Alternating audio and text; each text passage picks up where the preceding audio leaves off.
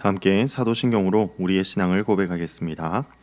전능하사 천지를 만드신 하나님 아버지를 내가 믿사오며 그의 외아들 우리 주 예수 그리스도를 믿사오니 이는 성령으로 잉태하사 동정녀 마리아에게 나시고 본디오 빌라도에게 고난을 받으사 십자가에 못 박혀 죽으시고 장사한 지 사흘 만에 죽은 자 가운데서 다시 살아나시며 하늘에 오르사 전능하신 하나님 우편에 앉아 계시다가 저리로서 산자와 죽은 자를 심판하러 오시리라. 성령을 믿사오며 거룩한 공예와 성도가 서로 교통하는 것과 죄를 사하여 주시는 것과 몸이 다시 사는 것과 영원히 사는 것을 믿사옵나이다. 아멘. 다 함께 찬송가 425장 주님의 뜻을 이루소서. 찬송가 425장 함께 부르시겠습니다. 주님의 뜻을 이루소서. 고요한 중에 기다리니 진흙과 같은 날 빚으사 주님의 형상 만드소서. 주님의 뜻을 이루소서. 주님 발 앞에 엎드리니 나의 맘속을 살피시사 눈보다 크게 하옵소서. 주님의 뜻을 이루소서. 병들어 몸이 피곤할 때 권능의 손을 내게 펴사 강건케 하여 주옵소서.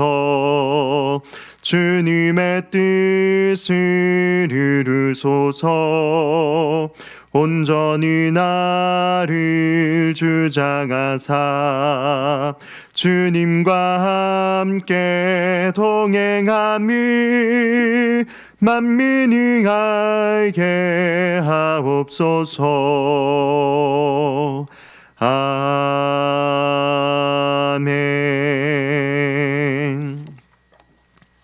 오늘 함께 보실 하나님의 말씀 누가복음 7장 18절에서 35절 말씀입니다. 누가복음 7장 18절에서 35절 말씀, 제가 가진 성경 신약성경 100페이지입니다. 누가복음 7장 18절에서 35절 말씀 한 절씩 교독하겠습니다. 요한의 제자들이 이 모든 일을 그에게 알리니 요한이 그 제자 중 둘을 보내 주께 보내어 이르되 오실 그이가 당신이 오니이까 우리가 다른 일을 기다리오리이까 하라 하매 그들이 예수께 나아가 이르되 세례 요한이 우리를 보내어 당신께 여쭈어보라고 하기를 오실 그이가 당신이 오니이까 우리가 다른 일을 기다리오리이까 하더이다 하니 마침 그때에 예수께서 질병과 고통과 및 악기 들린 자를 많이 고치시며 또 많은 맹인을 보게 하신지라. 예수께서 대답하여 이르시되 너희가 가서 보고 들은 것을 요한에게 알리되 맹인이 보고 못 걷는 사람이 걸으며 나병 환자가 깨끗함을 받으며 귀먹은 사람이 들으며 죽은 자가 살아나며 가난한 자에게 복음이 전파된다 하라. 누구든지 나로 말미암아 실족하지 아니하는 자는 복이 있도다 하시니라. 요한이 보낸 자가 떠난 후에 예수께서 무리에게 요한에 대하여 말씀하시되 너희가 무엇을 보려고 광야에 나갔더냐? 바람에 흔들리는 갈대냐? 그러면 너희가 무엇을 보려고 나갔더냐? 부드러운 옷 입은 사람이냐? 보라, 화려한 옷을 입고 사치하게 지내는 자는 왕궁에 있느니라. 그러면 너희가 무엇을 보려고 나갔더냐?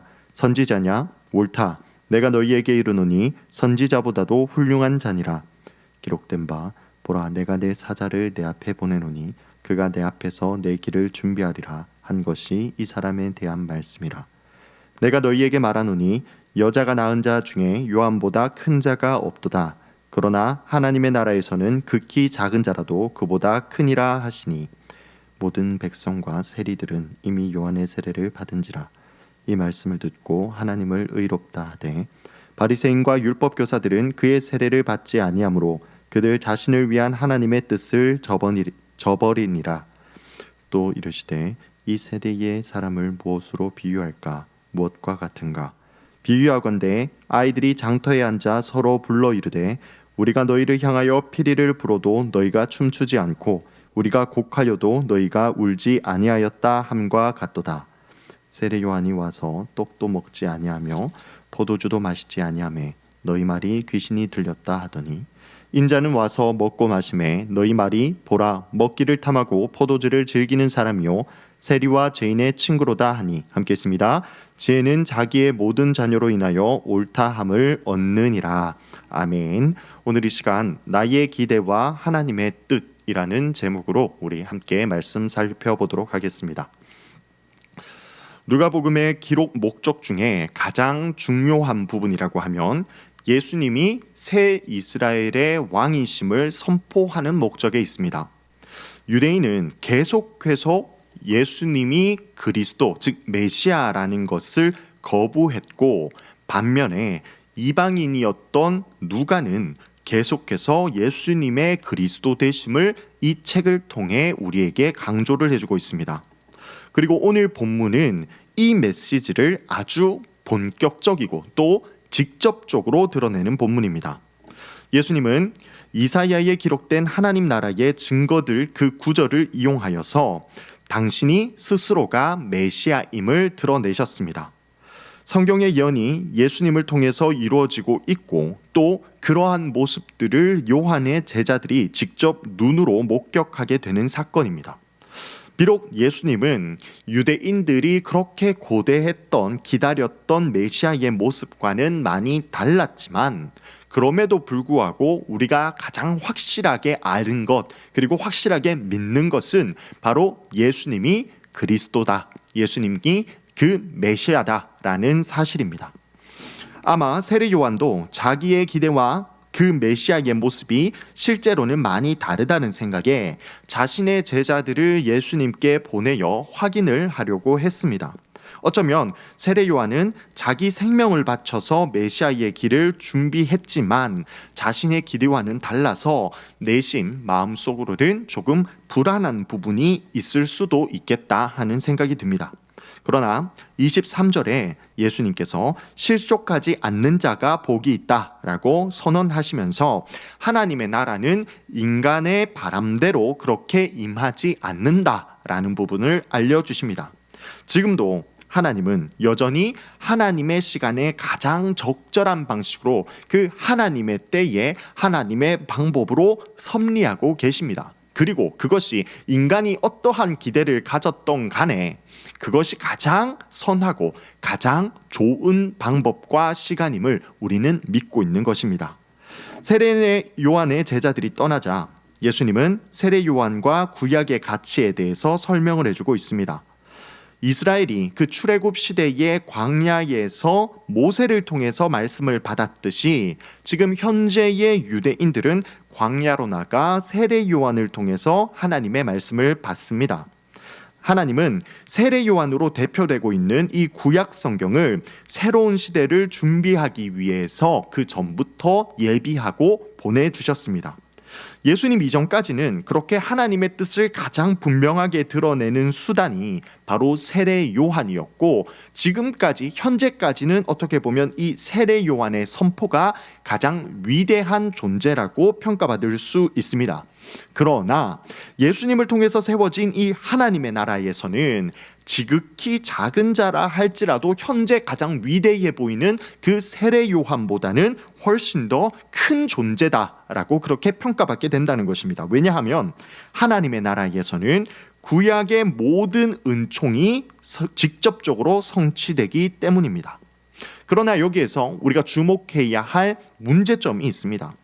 모든 일반 백성에게는 그 구약에서 선포되었던 모든 은혜와 혜택이 일반 백성에게는 주어졌지만 오히려 그 율법의 전문가 혹은 율법을 누구보다 잘 알고 있다고 하는 그 전문가들한테는 오히려 소외되었기 때문입니다. 그들은 금욕적인 모습을 보였던 세례 요한에게는 귀신이 들렸다라고 하면서 비판했고 또 반대의 모습을 보여주는 금욕적이지 않았던 예수님에게는 먹고 마시기를 탐하는 자라고 비난을 했습니다. 이를 통해서 말씀을 잘 알고 있는 사람 혹은 말씀을 열심히 공부한 사람, 말씀에 대해서 빠삭히 알고 있는 사람이 하나님의 은혜를 누리는 것이 아니라 그 말씀에 순종하고 그 말씀 앞에서 하나님께 온전히 세례를 받은 자가 하나님의 은혜를 누리는 사람이라는 결론을 내릴 수 있는 겁니다. 하나님 나라에 들어가기 위해서 우리에게 무엇이 중요한지를 명확히 보여주는 구절이라고 할 수 있겠습니다.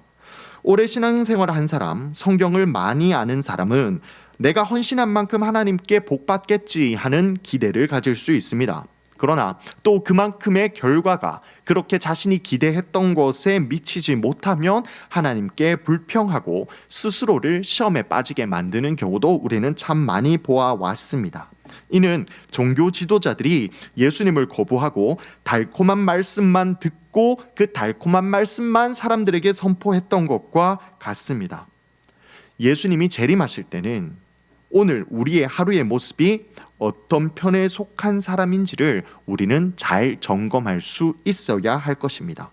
종교생활 열심히 한다고 해서 예수님께 인정받고 하나님 나라에 속한 사람이 되는 것이 아니라는 사실을 오늘 본문은 명확하게 드러내고 있기 때문입니다. 오늘 하루 나의 기대를 예수님께 강요하지 않고 하나님께 강요하지 않고 하나님의 뜻이 하나님의 나라가 과연 무엇인지를 우리가 기도함으로 깨달아 그 하나님의 나라의 백성이 되기 위해 몸부림치고 늘 겸손과 순종으로 오늘 하루를 온전히 하나님께 맡기시는 우리 대구 동성교회 성도님들 되시기를 간절히 소망합니다. 아멘. 함께 기도하겠습니다. 하나님 아버지 감사합니다. 오늘 말씀을 통해서 하나님의 나라의 모습이 우리가 기대했던 그러한 풍성한 것 혹은 즐거움과 기쁨으로만 가득한 것이 아님을 또 말씀을 통해서 깨닫습니다. 그러나 우리가 기대했던 것이 아닐지라도 하나님께서 준비하시고 하나님께서 섭리하신 것이기에 우리의 기대와는 달라도 그것이 가장 선하고 그것이 가장 좋은 것임을 깨닫습니다. 하나님, 우리가 그 나라에 참여하는 사람 되기를 소망합니다. 말씀만 알고 우리의 머리만 굵어져서 우리가 높아지는 것이 아니라 온전히 그 말씀에 순종한 겸손한 하나님의 백성이 될 수 있게 주여 붙들어 주시옵소서. 감사합니다. 예수님 이름으로 기도합니다. 아멘.